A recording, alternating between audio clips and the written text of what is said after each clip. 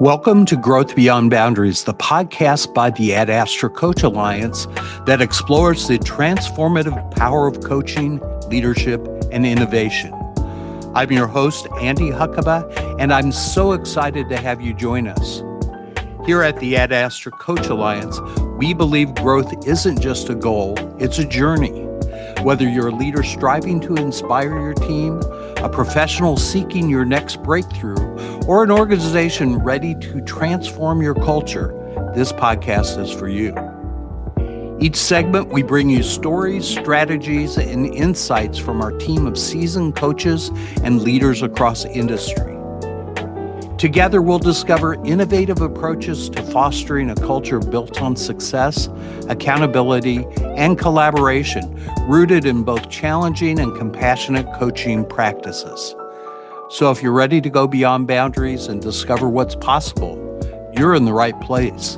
Let's get started.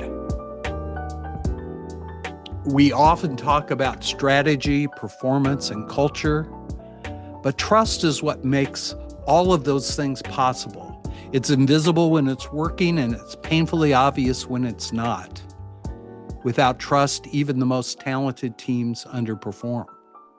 So today we have Teresa Schwab and Phyllis, both partners with the Astra Coach Alliance, joining me to talk about trust.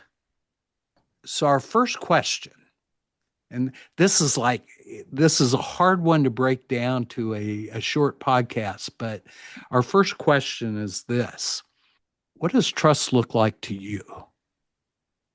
For me, I was thinking through, when do I really trust somebody? And for me, I think I'm someone who naturally extends trust and then wait to be proven wrong. And I think there are people like that. Some people extend it first and some people wait to build it. I think I'm somebody who tends to extend it and offer it up to a point and then wait to see if that trust is earned or not. I think I'm sort of thinking this through as I'm talking out loud, but let me ask you, your assumption at the front end of a relationship is this person's trustworthy. That's your entering assumption.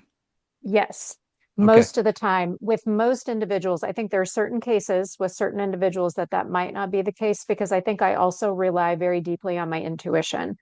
And so I feel like in the presence of other people, I make a choice about whether to extend trust or not based on what my intuition is telling me in the moment. And I think for most people, I do extend trust. There are certain circumstances where I wouldn't. But then what I'm looking for as evidence of trust as the relationship develops are things like, do people follow through? Do they show up with care and concern? Are they passionate about what we're doing? Do they come prepared to meetings? Do they follow through when they say they're going to do something?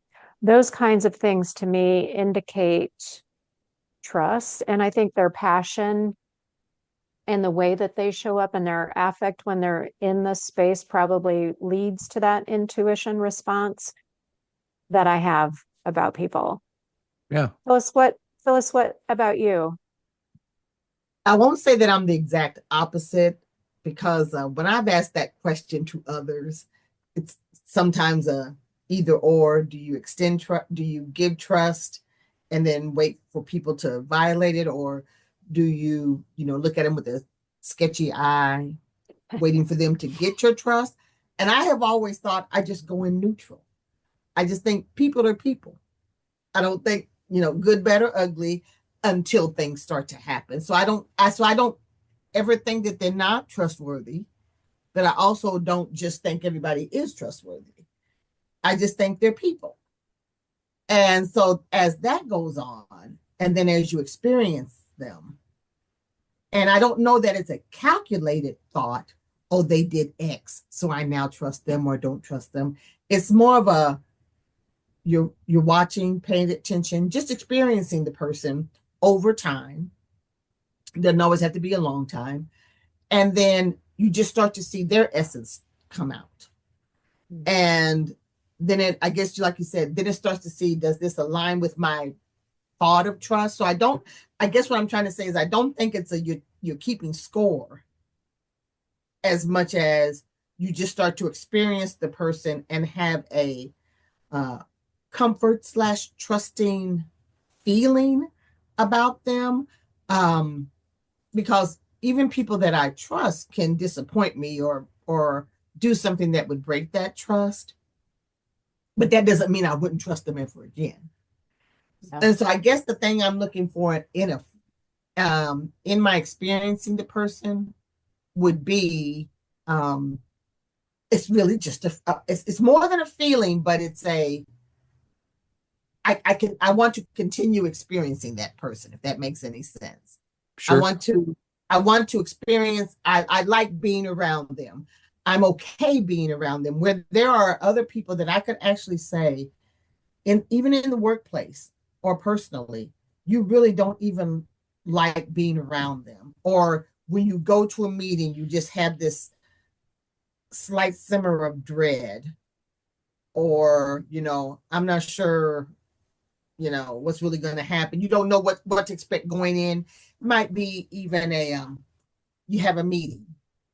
And I think there are always small things like, okay, you've been invited to a meeting. You've been given the overall topic. So you go in thinking that, or at least I go in there thinking that's what we're going to talk about. And then all of a sudden the conversation goes to something else. And it almost seems like it purposely went this other way. So I guess it's really, like you said, going places, experiencing people, and they are what they say they are. They're doing what they say they were going to do. So there's that kind of evidence, but I think it's not evidence as much as the overall experiences you have with them give you a feeling. And I don't know if that makes any sense at all. Yeah, well, let's explore that a little bit, because I think this is fascinating. Teresa, you had a great list, first of all, of some of the elements that you approach trust as from the front side, that I'm going to trust somebody initially until I don't. And here are some of the elements that need to be present. Phyllis, you expanded on that, talking about this experience, this feeling of feeling trust in a relationship. And let me give you a quick example, if this makes any sense. Andy. Sure. Sorry to interrupt. A long time ago, worked in a group where it was we pretty much were individual contributors, but we all did pretty much the same thing for a different section. We had different territories that we were responsible for, but it was still a team effort most of the time. And there was one guy that, quite frankly, I thought was a little smarmy. He'd never done anything wrong to me, never did anything to me. He was a smart guy.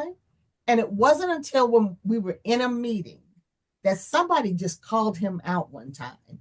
And basically, she just asked him a question, because he was a pretty sharp guy. And she just asked him a question. And he started talking, and he was saying stuff. He was using words. And she just said, "Why can't you just say you don't know?" And he turned red and got really, and we were kind of friends too. So he kind of laughed. And he said, "Well, because," and he started saying words again as if he thought he was answering the question. And she said, "You can't do it, can you? You can't say you don't," because I'm looking at you, you don't know the answer to this. And, if you don't, that's fine, but just say you don't. Don't just start talking. I think she used more colorful language. And he tried to keep talking. And she said, "Oh my goodness, you really cannot say the words." And he kind of changed subjects. And I remember from that meeting on, I thought, I think that's what the uneasy feeling I always had about him is. I knew he was smart, but sometimes I didn't always follow what he was saying, even though he made it sound like he knew what he was talking about. And it wasn't until she called him out on, you just can't acknowledge you don't really know, which isn't even a big deal if you don't. And so from that point on, I could say literally, I didn't trust him anymore because I thought if he's going to go that far out of his way, and it's almost a visceral feeling for him to ever say he doesn't know, then I can't trust what he's going to tell me. Because Yeah, I don't know if he's just talking really good or if he doesn't know and he's kind of flim-flamming me. And because I also don't know, I don't know the truth. And so that was just a weird experience that I recall thinking, that's why I kind of always had an odd feeling about him, but I don't know that I would have called it trust at the time.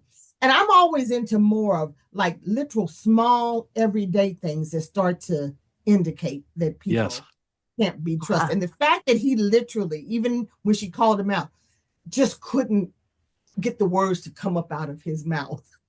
Right. And so from that experience with him, I just thought, I don't think I can trust him. Yeah. If that makes any sense. It does. And, you know, it kind of brings to my mind the possibility that where you didn't trust him, or perhaps the group didn't trust him, he may not have trusted himself to show up like he needed to be productive in that environment. And that's kind of an interesting dynamic too, when you start to talk about trust, because That is it's interesting. not just the team trusting him, but him maybe not trusting himself enough to show up authentically, or not having the perfect words or whatever. And How do you again, we respond? thought he was smart. He really was a smart guy. Yeah, but maybe, yeah, not even trusting, like you said, unbeknownst to us, he didn't trust us enough to say he didn't know. So we're kind of now teetering in this world of trust versus psychological safety. I was just thinking the same thing, except that before we go there, can I just notice Phyllis's word use of flim flam? Because I kind of like that. Like he's flim flamming me. That's kind of cool. And I was thinking while you were saying that, actually, that remember earlier when I said there are most people I extend trust to, but there are some people I don't. What I realized while you were talking are the people that I don't extend trust to are people who are one thing but pretend to be another. And I can feel that. And in some ways, I was feeling that as you were saying it. And it really crystallized for me when I don't trust, it tends to be those circumstances where I don't trust that the person is being real with me and they're trying to sell me something or they're trying to be something that they're not. Those are folks that I tend not to extend trust to. So that was just interesting as you were talking. But Andy, to your point, I was thinking about trust and safety as Phyllis was talking too, because that individual, your point about him not trusting himself is interesting in terms of safety. Maybe he didn't feel safe in the group to say that what he really thought or that he didn't know. So maybe the impact of him not feeling safe was that he couldn't say the words in the room. So it does feel like these are like they go together. Two concepts, Potentially, this yes, trust yeah, and yeah, psychological safety, right? And yeah. so some of the definitions I've been researching and thinking about this and reading about this and listening to other people, trying to say, so what's the difference here between trust and psychological safety? And I'll give you some definitions that came out that might be kind of interesting. Trust, it's about expectations of others, what I expect of other people. Trust is often relational and specific. It's like, I trust my manager to support me. I trust my team to follow through. I trust this organization to act with integrity. Those are trust type statements. And they're my expectations of others. Psychological safety, one of the ways it's been characterized is how safe I feel to take risk in a group setting. How safe I feel to ask questions, how safe I feel to admit a mistake, how safe I feel to challenge a decision, how safe I feel to offer a new idea. Psychological safety. And so, where I think the two are intertwined that you need trust to be able to have psychological safety. I wonder if you need psychological safety to have trust. What's the horse and what's the cart here? Mm-hmm. As I'm thinking about it, I don't know if there's a cart and a horse or if they're just related. As a metaphor, the metaphor that I love for trust is Brené Brown's metaphor of the marble jar. And I think about this frequently. In fact, those of you who are listening can't see it, but behind me, actually this side, I have a marble jar on my desk behind me, or on my bookshelf behind me, because it reminds me about trust. And I think it was Daring Greatly. It might have been Dare to Lead. She talked about the marble jar, and her daughter came home one day, and had said something nice to her, and her daughter's like, "Oh, mom, I just put a marble in your jar." And she's like, "What's marble? What's that?" And she said, "Well, at school, when we do something nice, we put a marble in the jar, and then when the jar is full, then we get to have a pizza party." And she uses that metaphor to describe trust. And I think that's what trust is like. It's like a bank that we carry with everyone. Phyllis, I have one for you. You have one for me. Andy, you have one for me. I have one for you. We have one for everybody. And every time you follow through, every time you say good morning to me, every time you ask me about my children, every time you ask me about graduation this weekend, like every time you show up and you're passionate and you're prepared, there are these little marbles. They're just those relational marbles. And you have to have that currency in the account to spend them. And if you spend more marbles than you have, you actually damage the relationship. But I wonder if that's where safety gets damaged, is when you're spending marbles that you haven't spent the time to accumulate. What do you think about that?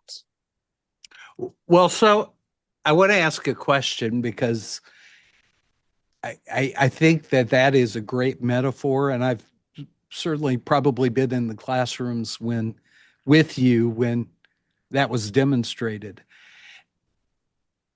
But I'm curious whether that feels almost too transactional in nature when you think about adding the marbles to the account or whatever, versus more of what Phyllis was talking about, this experience, this feeling, which feels more relational in nature. And I would say, because earlier I was thinking, is it just transactions and what people do? And my thought is, I do think it's somewhat transactional, in that literally that marble is the metaphor. It's the metaphor, and I guess it's actually an activity, the way that it was being described, that the daughter was saying that to the mother. It's an activity that they do.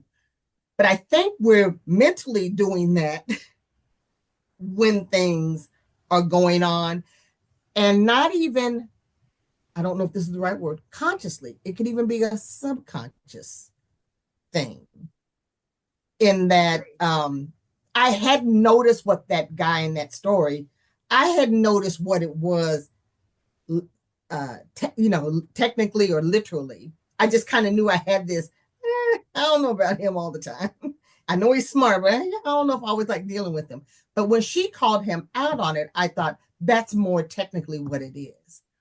And it goes back to a somewhat of a transaction of, and you guys may have heard this before, of, the whole, when we're communicating with one another, we're using our words, our voice tone, and our body language. And the more those three things are congruent, the more they're believable, the more you believe the story, or you trust the communication. If one thing is out of whack, like you're saying, "Oh, isn't it a great morning?" but you have a look on your face that looks like you want to, slam a door, those two things are no longer going together. Now, though, that example is a pretty big, wide difference between wanting to slam a door and saying, "Oh, isn't it a beautiful day?" I think in daily transactions, little conversations, I think the words, voice tone, and body language are not going together. And so on one hand, it's a transactional thing that you almost, you sometimes you're seeing it, and sometimes you again just kind of feel like that was odd. Well, I was just thinking internally, Yeah. you might be scooping marbles out, like not knowing why, Right, but you're just right. scooping them out of the jar because you don't know what's happening, but you're scooping them out. And sometimes we do the opposite. We just scoop them in and we don't know why we're doing Don't know it. why. I do think it is transactional, though. I think this, I think it is true. Like if you say good morning to me with a warm tone, or you say good morning to me like it's something you had to do because you thought you had to do it versus you wanted to do it, that tone is like, I'm probably going to scoop a marble out, and not all marbles are equal. Some are like one, some are 5 or 6 or 7 or even more than that. But I think it's a really nice metaphor to think about. You can't anoint trust. Like, trust is not something I can just say to you, Phyllis, trust me. Like, that doesn't happen that way. Like, I got to earn that through those And transactions, and through yet people time and say that all space. the time, right? They do all the time. Yes, I Right. think that's right. and Teresa, can I ask you a pointed question? Yes. How do you feel when people say, trust me? I scoop marbles out. And I'm laughing because I knew that that's what you were going to say. I know that's one Yeah. of your, I don't know if it's pet peeve, but I know it's one where you stiffen your spine. Uh-huh. I mean, if somebody that I trust says it to me in a joke, Right. then I'm not scooping marbles out. But if somebody that I don't know that hasn't earned it and tells me to trust them before I've decided I'm going to trust them, I'm scooping them out. Yeah. Teresa, I noticed your body language Uh-huh. changed when I called out transactional. What was Uh-huh. going on with you there? Uh-huh. Uh, Well, I don't know. That's a good question. I think the word transactional is has an implication for not meaningful, but I think when it comes to trust, transactions do mean something. Mm-hmm. I think every action that you do, every action that you take or don't take, your body language, your tone, those micro expressions, eye mm, rolling, all kinds of things. I can tell you a story. I was in a conversation once with somebody that I respected greatly. I trusted. Marble jar was full. We were in a tough conversation, and that person said to me, "Your little project," with that tone. And I scooped every marble out of the jar, and there might have been one left. Like in the course of like, Phyllis, you got your hand over your mouth. Like I can see that would have been, you would have been scooping those marbles all over the place. I would have been A throwing them or couple of bashing the marble words, jar up like against that the wall. little project. And I was like, okay, like we're not talking about a little project here. We don't understand the consequences of those, or we don't always understand the consequences of those small transactions. And sometimes those small transactions are actually really large transactions. so let's pivot a little bit here and talk a little bit about things that can impact or affect trust. I'm going to list a couple things and then I'm just curious where we go with this. Power, money, a mindset of abundance versus scarcity. How do these things affect trust? We could probably deep dive into all of those separately, but the first one I heard was power. So that's where I was sort of Yeah. stuck in thinking about power. I think power adds an interesting dynamic because I think every single one of us have a different relationship to power. And we're taught about power and the role of power and what power means from the time we're tiny. Like how does our teacher use their position of authority? How does the pastor in our church use their position of authority? How do our parents show up?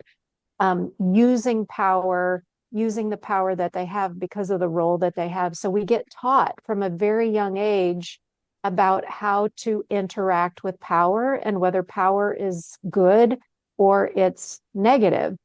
And I think that's something ingrained with us from a very young age. And I think most of us tend to have negative interactions with power.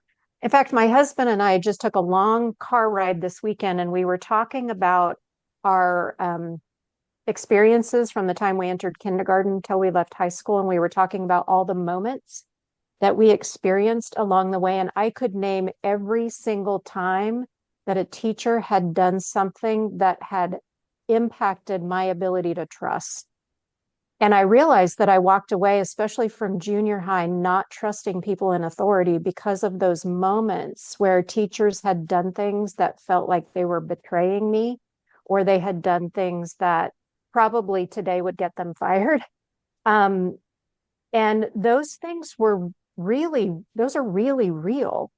And I carry that into my adult life in terms of trust. I think we all do, but it wasn't until I could name those moments, and there were probably 4 or 5 of them with major teachers that were a huge influence in my life, but they did things that completely like undermined what I thought about authority and power. So I think we bring those stories in when we interact with power and authority. And I think they're interchangeable. If you have authority, you have power. And if you have authority, how you choose to deploy your power becomes important. And how you choose to deploy it probably impacts how we trust. Yeah. Phyllis, any thoughts there around power? And power was the one that stood out for me too, and I agree with everything Teresa said. Yet, when I compared that to then another topic of just leadership and playing off that whole leadership versus authority, I'm okay when I can always respect the position of power, the title of power, but whichever one of you, Andy, was it you who said, but it's how you deploy, or Teresa, how you deploy that power, because power will not just automatically get you trust. It might get you obedience for a short while, or until they get what they want out of it. I think if power is deployed with respect, with congruent communication, again, voice, tone, words, body language, follow through, giving challenging projects for real, to challenge the person versus I have an opportunity for you. You know, that whole, when people say that word, it's like that word and this like, project. I don't we're know going if to that's put a you on a trusting special conversation. project. Right. It's like, so that's how, sometimes Right. you are the boss. I can understand that. In fact, if I were to say a number one technical thing that people come to me for coaching, it's I need, and I know I need to delegate more.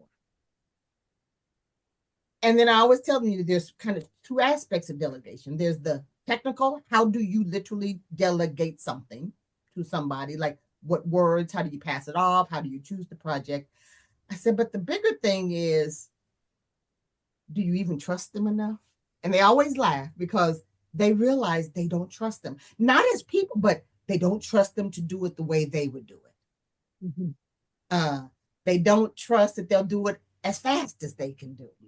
And so it's kind of like, it almost seems like an unserious version of trust, but over time, people will, I think, start to not trust you if you, as a leader who has power, position power, if you don't delegate things, that's almost like they can sense you don't trust me with this. Or if you do delegate it to me, but then you're micromanaging me, you really don't trust me. And it's little, again, those are some little literal or, emotional marbles being pulled out. Yep. That it's like, they gave me that project, but they keep asking me about it, or they keep saying I didn't do it the way they did, which I didn't know that was part of the deal. So that lack of trust with the person in power, position, title, little things like delegation can ruin trust, but it's also an opportunity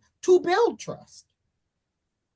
So I don't know if I took that in a whole other direction, but that power and trust is, I think it's a big responsibility of the person who calls themselves the leader. I'll put it that way. I think you're reinforcing this idea that trust is very transactional, what we talked about before. Yeah. And as you talk through your piece of it, I think that becomes even more clear as we look at it. I also think there's an interesting dynamic where somebody in a position of authority, not necessarily the person, but the role, is not trusted because of somebody's previous experience with people in those types of roles, right? What's been modeled to them in the past. And so they come into a team or an organization where they immediately don't trust the people in those roles because that's what they've experienced in the past. In the third I That's think a that's, yeah. We all teach a leadership model there. One of the ideas in there is to know the stories others tell about you. And I think this is an important one to know. And there's also, Marty Linsky has that idea of separating yourself from your role, because sometimes people are responding to the role you're playing or the role you hold or the title or power that you have in the role, but not necessarily you personally. And I think it's smart for people in positions of authority or leadership or that have power is to know what's the impact of the role that they're playing in any given room with any given people. Because I think you're right, Andy. Like, you bring it in the room with you, and we don't consciously know we're bringing power into the room with us, but we are. I always describe it's like a coat that you put on, especially when you get promoted to manager, supervisor. If you have the power to hire, fire, give somebody a review, like, you've put that coat of authority on, and with it comes power, and you can't take it back off again. Like, it just comes with the role and it goes with you everywhere. And you might be hot in the room, Yeah. but you can't take it off. So what are some tips that we can suggest for people in those authority roles who might be experiencing, they have a desire to build more trust in their organization, and yet they're saddled with some of this baggage that we've been talking about? What are some thoughts, some ideas that they might begin to look at that would help them build more trust? I would say one area that I think just comes into play every day is clear, open communication done and I think you used this word earlier, Teresa, done consistently. Yeah. Don't Because hide like any we said, the bunnies. code is on. They see the code. And so the way that you can kind of unbutton the coat and walk freely, whether it's hot outside or what in the coat, is consistent, clear. And I would even use those two words: consistent, clear, and congruent communication. And going back to that congruency, I hate to keep going back to that, but now I find myself that I am.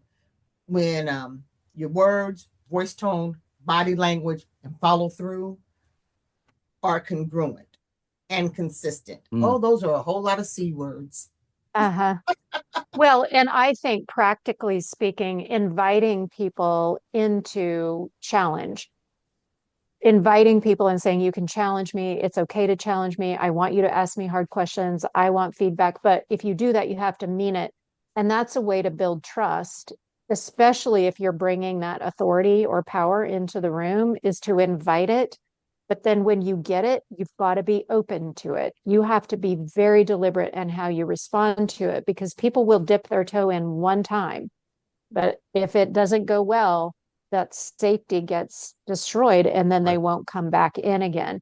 So I think things like inviting feedback, and then when somebody gives you feedback or asks you a hard question or puts you on the spot or does whatever it is, your answer should be, thank you very much for doing that.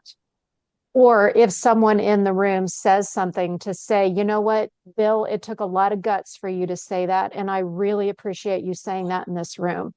Like, making sure that you are saying out loud that you appreciate when somebody does the very thing that you've invited them to do. Because if you invited them to do it and they do it, and then you put your hands back over your chest and you lean back in your chair, or you get, like your spine stiffens, any of that, it's all bets are off at that point.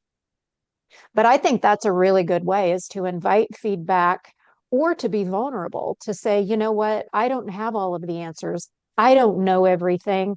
Or I've gotten feedback from people in the past that I do XYZ and I'm really working on that. And I would love for your support to help me get better.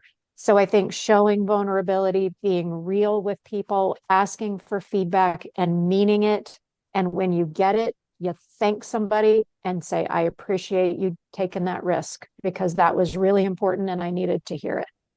And And I that's the would add one feedback more. part of it. Yeah. Yeah. Go ahead. Well, I was going to say, I would even add another word to that. Like you said, you're inviting and asking them for feedback, and you're inviting and asking them for input. Like, and you described it when you said, I don't have the answer. And when you extend to your team as the coat wearing leader, what are your thoughts? But again, in a genuine, I am truly seeking your thoughts. And so when they come again, so it's just another word, like you said, when you ask for it, you want to then take it in. Doesn't mean you have to do it, but you are taking it in, using it, fleshing it out. But the more you pull them in, because I think people value when their boss or the person with the power asks for them to invite them in or ask questions. Yeah. Genuinely. Genuine. This is a great I think list. that's important. I Yeah. want to recap this list because I think it's really important for our audience. Consistency, clarity, congruency. I like the use of that word, Phyllis.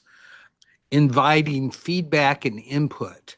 And I'm going to add two more, which are have kind of been talked about, but really haven't been named. And one is reliability. You want people to be reliable in terms of doing what they say they're going to do, and authenticity, people showing up authentically. Because when somebody shows up, kind of like in your story, Phyllis, somebody shows up and they're not being authentic, they're showing they don't trust themselves to be authentic, which then has a way of eroding trust in the group.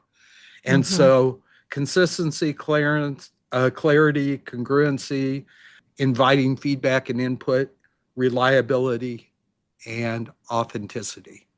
How does that sound for a guiding list for our listeners? I And think I would it's add great. oh, Yeah. No, go with the ahead, Phyllis. authenticity, you can get away with messing up. Yeah. And as long as you are authentic in, you didn't know you messed up so bad. You authentically, authentic. Oh, good. I can't say the word now. It's a hard one. Yeah. Authentically, kind of again, allow yourself to be vulnerable. You can clean up a whole lot of things with that being authentic, because authentic and consistency oftentimes for me goes together. Yeah. Yeah. They'll Well, Phyllis, realize. to your point, I'm sorry to interrupt. I was thinking, but Ahead. to your point, it's like taking ownership too.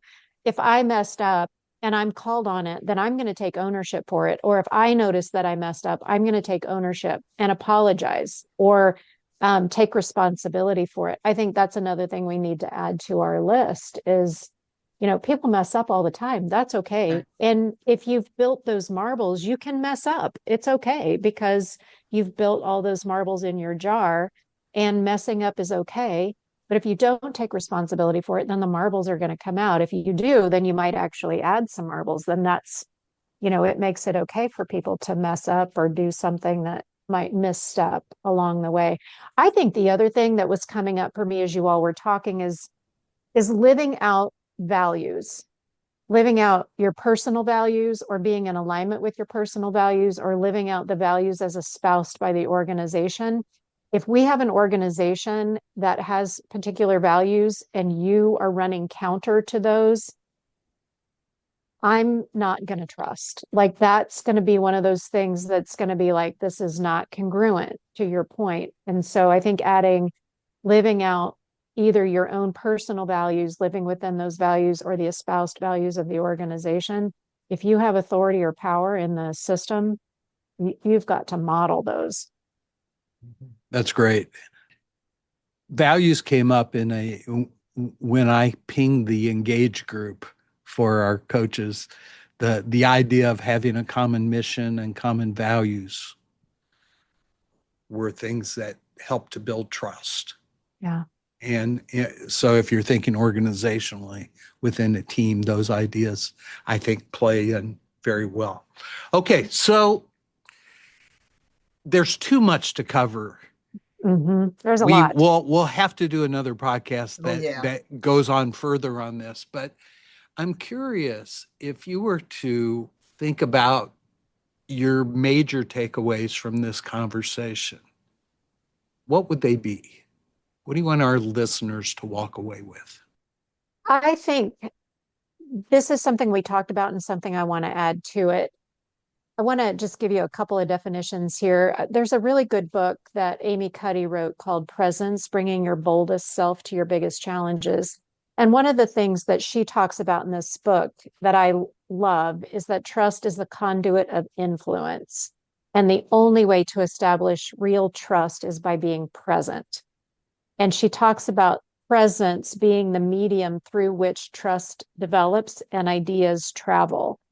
And interestingly enough, she defines presence as the ability to be attuned to and express your authentic self in any situation. So, in some ways, what she's describing here is everything that we've talked about. But I think the marble jar is influence. So, when your marble jar is full, it's essentially your influence. It's your ability to influence other people. It's your ability to influence a situation. So for me, it's kind of those concepts together, that those small transactions, the intentionality, the way that you show up, paying attention to not just the words that you say, but your body language and all of those other things in your actions build trust. And through trust, it gains you influence to be able to lead more effectively at work or in any place that you're at, to parent or be a good civic volunteer or whatever arena that you're in. Great. Phyllis. And I guess my main takeaway is, again, just kind of going back to those C words, but congruent is sticking out for me. Consistency and congruency.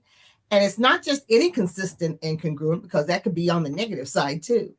But if you are moving towards, or if your goal and intention is to move towards trust, it's then consistency in moving that direction. Congruency in everything that you say, do, act, promise. If you are congruently moving towards that, I think that's the key, is like just consistently and congruently moving towards trust. And that can be as identified by your company or organization, or as identified by your team. And it can even be as identified by some individual on your team as to what they think trust is. Because we could have people on our team who are themselves messed up a little on trust because of background, upbringing, experiences. And so it's almost like, okay, well, this is a good starting point for us to figure out what does trust look like consistently, congruently, between you and I. So it's just always moving towards the definition of trust as you and the team and the person that defines it as being. Yeah. Authentically. Can I just add a connection that I made here? I want to connect a couple of dots as you were talking. You were talking about consistency and congruence. And to me, that's about expectations, that I know that you're going to be the same person today that you were yesterday, and that I know what to expect. And Andy, you defined trust earlier as the expectations that people have of people. So in some ways, what you are defining is really about trust. So we're coming sort of full circle here around the congruence and creating expectations so people know what to expect, and they know that you'll be the same person today that you were yesterday. I coach people. I know you've probably coached people too. And maybe you're in this situation where you don't know like how the person that you need to go have a conversation with somebody, but you don't know if you're going to get the bear or if you're going to get the fuzzy, stuffed animal that day. And you're curious if they've had their coffee in the morning, and you're walking on eggshells because you're not sure which person is showing up. I think those are people that are really hard to trust. So that Mhm. congruence and expectations, I think we're sort of coming full circle. But Andy, you're not, I'm curious about you. Like, what are your major takeaways from today? Yeah, so the things that are sticking in my mind from this conversation, a lot of things are because I'm thinking about even the bigger picture of trust that we'll get into in another episode, but certainly this idea of transactional, that Mm. trust is something that we can do. We can build trust by behaving in certain ways, by doing things. That's transactional. And when that doesn't happen, it causes trust to break apart. It causes trust to crack. And then there's the need to try to build it again. And you can build it again if it's transactional in nature. So that's fascinating to me. I think this list, especially the list of somebody in authority, of some of the things that they can do to build trust within their organization, is critical. And then I just think that the dynamics of how people show up with the experiences they've had in the past and how they've seen a certain role can be a barrier to trust. And it's interesting that they're looking at it as they're thinking of it as a person, but it's really a role that they're thinking of, right? There's a difference because they're categorizing everybody in that role as being untrustworthy. Kind of like, American politics when you go, well, how many people trust members of Congress? Well, it's very, very low, right? Individually, they keep voting for those people Mhm. because as a person, they trust them, but as a role, they don't trust them. And that's kind of an interesting dynamic. And I think it plays in society and I think it plays in the workplace, that people come in with baggage. And so somebody in a leadership role or an authority role who's trying to build trust within their team has to understand that people are coming in from different places. And to build that trust, they need to have that congruency, create that reliability and consistency, authentically show their values and be reliable in that way. So great discussion. Thank you so much. We'll do more of this. And to our listeners, if you liked what you heard or have questions or want to give us input, please reach out to us. We're at astracoachalliance.com, and you can leave us a message there, or you can leave a message on your favorite podcasting platform. Thank you for joining us on Growth Beyond Boundaries. We hope today's episode gave you the inspiration and tools to push past limits and achieve meaningful growth. If you enjoyed this episode, we'd love for you to subscribe, leave a review, and share it with your network. Your support helps us reach more people on their growth journeys. Remember, growth starts with one step, one conversation, and one decision to go beyond boundaries. Until next time, keep challenging the limits and discovering your potential. See you soon.